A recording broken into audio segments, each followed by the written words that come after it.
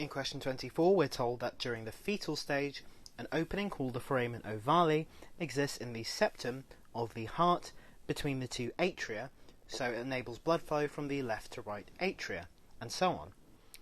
So we're asked, given that the opening should close during birth, if not, which one of the following is the main problem to the health of the newborn baby? So if this foramen ovale, which normally allows left to right shunting, is left open, what is the impact on the health of the baby? So we have to think about the main problem. So we have our options A through E.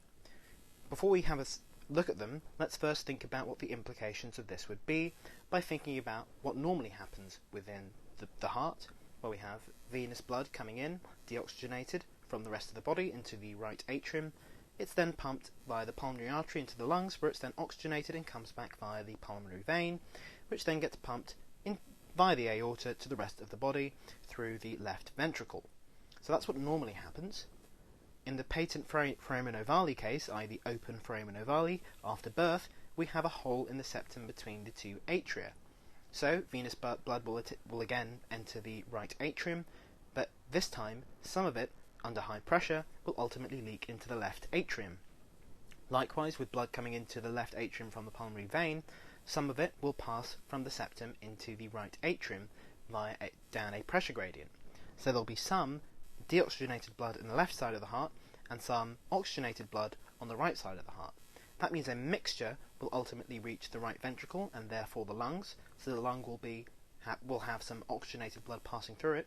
But not only that, in the case of the aorta, it would also receive some deoxygenated blood, since some of it will have come across the hole in the septum. Therefore, not pure oxygenated blood will be reaching all the cells in the body. So that's quite a dangerous problem, since some of the cells which need oxygen will be receiving a mixture of oxygenated and deoxygenated blood. So let's have a look at our problems. We'll start with A. Blood in the aorta would not be fully oxygenated. Well, we've identified that, so that might be one of our main problems. We'll think about that. Moving on to B, it says that the heartbeat rate would decrease. Well, we know that the heartbeat rate is controlled by the conventional electrical mechanism of the heart, the pacemaker mechanism, which is separate to this. Moving on to C, we're told that the amount of blood pumped at each stroke would fall. Well, the stroke volume is a function of the amount of venous blood coming in, which is unchanged, so the amount of blood pumped out will remain the same, the stroke volume would be unchanged. Moving on to D, we're told that the pulmonary vein would only contain deoxygenated blood.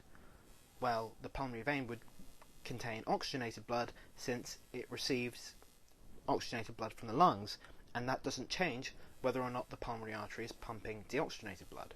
So this is wrong. And finally we have E, the volume of blood pumped to the lungs will ultimately increase. Now, this might well be true, given that obviously there's going to be sub-blood shunted from the left atrium to the right atrium, because the left side of the heart generally has more muscular tissue and therefore is a bit more high pressure, so some blood will flow into the right atrium and therefore the right ventricle, and therefore more blood may be pumped to the lungs.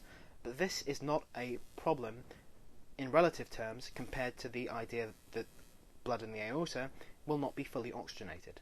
So although this may be true, the main problem, which is what we're asked to identify, is option A, that blood in the aorta would not be fully oxygenated. So we can say our answer is option A.